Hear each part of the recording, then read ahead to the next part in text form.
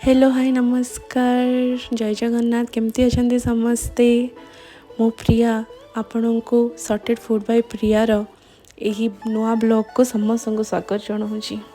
आज शुक्रवार समय प्राय 10:30 मत टे भोक लगुए कहीं आज टे ब्रेकफास्ट कर घर आसनी से टाइम मोर जड़े कलीग कहले मत भोक है चल ब्रेकफास्ट करने जावा तो मु सांगे सांग कथार राजी होगी पलि आसी। तो एबे आमे से बाटरे जाऊँ पाखरे गोटे दुकान अच्छी सेठी साउथ इंडियन ब्रेकफास्ट मिले तो बहुत भेराइटी डोसा और इडली करके रखी था। तो आम जाऊँ से इडली खावाई ताको तटे इडली कहती आम दी जनकर बहुत फेवरेट। तो यहाँ से तटे इडली यार सेपटा केमती जानी आम चितौ पिठा भाया किंतु टेस्टा पूरा इडली भाया। तो गोटे खाइले आपणकर लंच आ ब्रेकफास्ट दीटा कवर हो खाई सारा पर ये पैड़ पानी दीज पीलु तो जल्दी जल्दी पैड़ पानी पीकी ऑफिस जावाई पड़ो कहीं बहुत कम अच्छी कम सारिकी संध्या बेले जो घर को जी आप समस्त सहित से पुणी कथा है। तो संध्या हो गला मु ऑफिस रु बाहर देखु 7:10 है केते ट्रैफिक। तो ये ट्रैफिक सिग्नलटा बोधे ग्रीन हो तो मु घर को जाऊँगी पहुँचे आप समस्त सहित आराम से कथा है। देखु से पहुँचू पहुँचू 8टा ही बाजी जाए तो मुझे जाए टे चा बसाए ये चा बसई देजी आज टे रोसई बहुत अच्छी साधारे माँ भाभी दोसा चटनी करी आमर टे चिकेन करी तो से आसु आसु लगी पड़ी एपटे चा हो गला तो समस्त को चा दे आसे चा देकी आसिले आगे साधाटा कामटा सारिकी तापर जाइए चिकेन प्रिपरेशन करेंगे। तो ये साधा मुझे चटनीटा बाटी नौ टमाटर कंचा लंका बादाम और तेंतुली देकी गोटे चटनी करी साउथ रे तो जानते जिते प्रकार चटनी ता भर यहाँ बहुत भल लगे तो इजी भी सांगे सांग हो जाए। तो मोर ये चटनी रेडी हो गला तो मुझे को सांगे सांग बघार दिए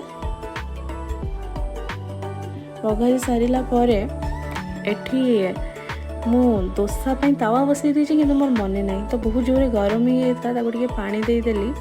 तो ये मु दोसाटा बनवा स्टार्ट कर देची आईथिरे मुझे दोसारे आपण मैंने तेल देकी करुवे कि मु घी देकी ये करुँची जे घी दोसाटा बहुत टेस्टी लगे खावाई ता छड़ा एठी आज किसी मु करी बनईनी ना मटर तरकारी बनई ना सांबर बनई खाली चटनी बनई तो माँ को भल लगे न लगे से घी दोसा बनईदेली मु कहली तरकारी नथिले भी घी दोसाला इजिली से खाईदेवे। तो दोसा हो गला आम घर समस्ते केमती कड़क लाल लाल हो दोसा खावाई भल पाती। तो मुझे जल्दी जल्दी आगे 2टा दोसा बनई दे आसे तापर चिकेन प्रिपरेशन में लगे।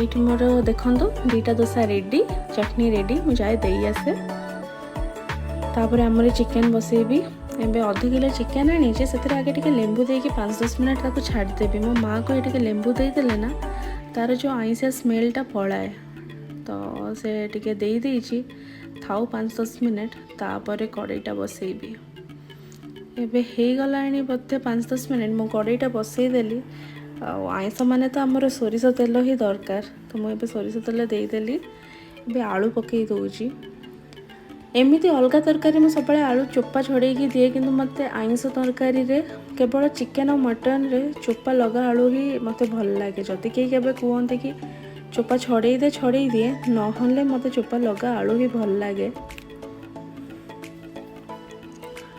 तो ये आलूटा भाजी सारा पर से तेल रे टिके गोटा गरम मसला देदेवी एबे टिके तेजपत्र टिके बड़ अलैच आउ टिके गुजराती गुंडी दे देइची गुंडटा देदेले ना बहुत भल माने तेल रु ही पियाज पकौ पकौ तार गोटे अलग प्रकार बास्ना आसे।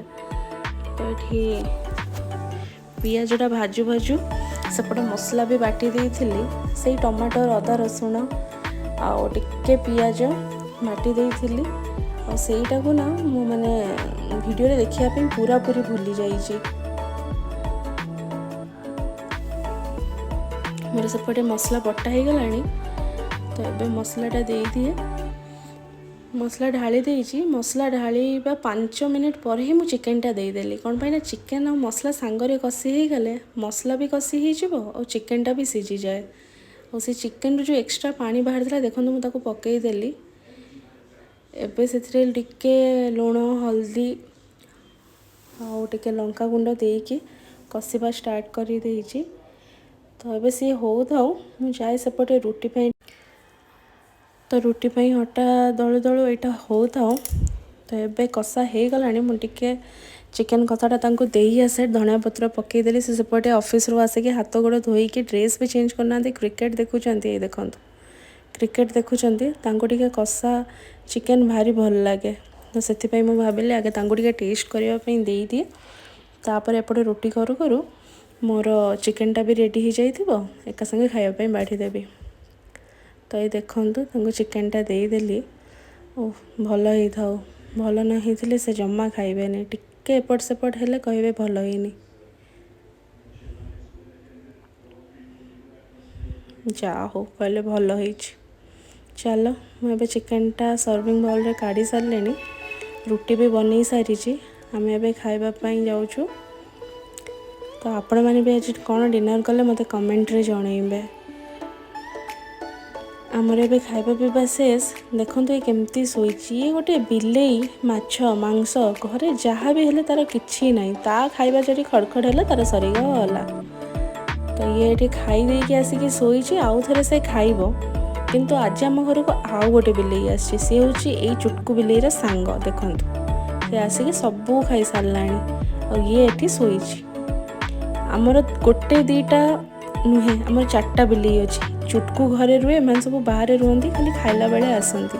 ଏଇ ଉଠ ଉଠ, ଯା ଦେଖିବୁ, ଯା ତୋର ସବୁ ଖାଇବା ଖାଇସାରିଲାଣି। ସେ ଶୋଇଥା ଏଠି।